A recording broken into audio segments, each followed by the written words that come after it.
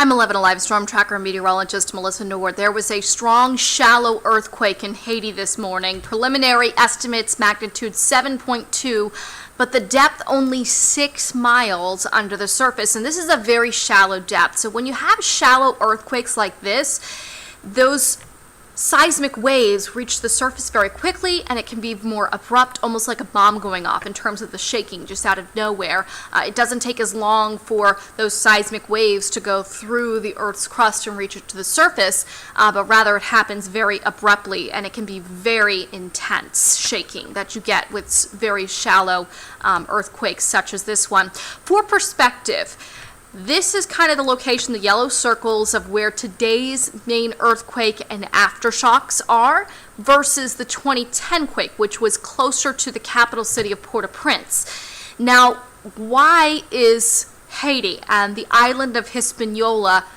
very vulnerable to earthquakes? Is because it sits between two tectonic plates, the North American tectonic plate and the Caribbean tectonic plate.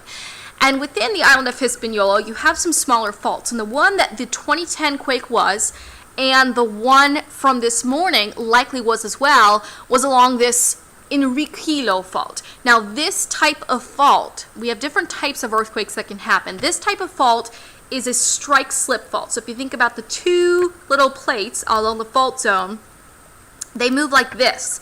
It's not like this, a thrust, where we can end up getting tsunamis, but it would have been a very quick release of a lot of energy. So the earliest estimates from the U.S. Geological Survey is that there potentially could be significant fatalities. We're seeing a lot of building collapse photos and videos already circulating on social media.